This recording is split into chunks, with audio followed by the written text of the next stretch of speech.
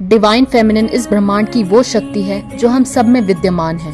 ये शक्ति इस ब्रह्मांड की चालक है। इस शक्ति के बिना इस ब्रह्मांड की मैस्कुलिन डिवाइन शक्तियाँ ब्रह्मा, विष्णु और महेश तीनों ही अधूरे हैं। मॉडर्न साइंस के अकॉर्डिंग ब्रह्मा, महेश और विष्णु को न्यूट्रॉन, प्रोटॉन और इलेक्ट्रॉन कहा गया है। जिस तरह से इन तीनों को चलाने के लिए इलेक्ट्रिकल चार्ज या इलेक्ट्रोमैग्नेटिक फोर्स की जरूरत पड़ती है, उसी तरह ब्रह्मांड की क्रिएशन के लिए दिव्य शक्ति सरस्वती, लक्ष्मी और दुर्गा माँ फेमिनिन शक्ति का आधार हैं। इसी से ब्रह्मांड का निर्माण संभव हुआ है। शक्ति के बिना शिव शव है और उसका ईकार ही उसे पूर्ण बनाता है। ये ठीक उसी तरह है जैसे सूर्य और उसका प्रकाश, अग्नि और उसका ताप तथा दूध और उसकी सफेदी अभिन्न है। पर नवरात्रि के समय में ऐसा क्या होता है कि माँ दुर्गा की अर्चना पूजा की जाती है। नव शब्द के दो अर्थ हैं, नया तथा नौ, और रात्रि का अर्थ है रात, जो कि सुकून का प्रतीक। ये आत्म संदर्भ और परिवर्तन का काल है।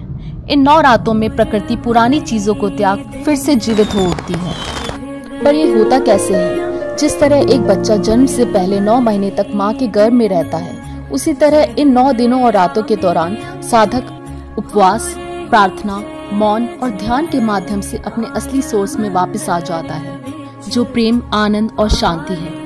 फास्टिंग डिटॉक्सिफाई करती है, वहीं मौन वाणी को शुद्ध करता है और बकबक करने वाले मन को शांत करता है।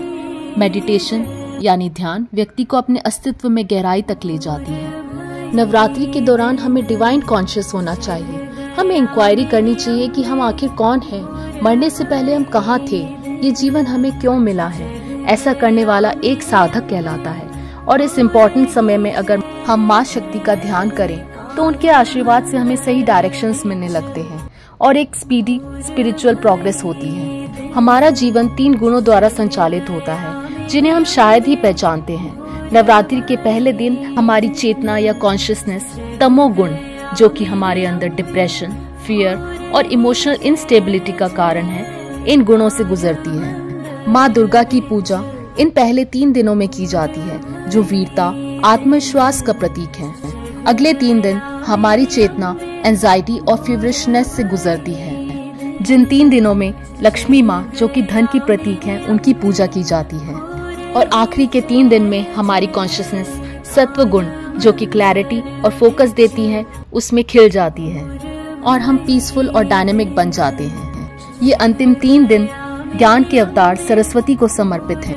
पुराणों में कई कहानियां दी गई हैं, जिसमें असुरों यानी राक्षसों का वध करने के लिए, शांति और व्यवस्था स्थापित करने के लिए माँ प्रकट हुई। ये असुर जैसे कि मधु, तृष्णा को, कैतभा, घृणा को, महिषासुर, निरस्ता को, रक्तबीजसुर हमारे अंदर की बहुत गहरी नेगेटिविटीज और ऑब्सेशन को, शुंभ निशुंभ खुद पे शक और सब चीजों पे शक जैसे नेगेटिव फोर्सेस को दर्शाते हैं। नवरात्रि के दौरान हम देवी माँ की पूजा करके इन तीनों गुणों में हार्मनी पैदा करके सत्व गुण को बढ़ा सकते हैं और जीवन में जब भी सत्वता होती है तो विजय मिलती है। यही कारण है कि नवरात्रि के 10वें दिन में विजयदशमी विजय का प्रतीक है। इसका मतलब हमें जो कुछ मिला है उसके लिए ग्रेटिट्यूड शो करें और ब्लेस्ड फील करें। जय माँ दुर्गे नवरात्रि।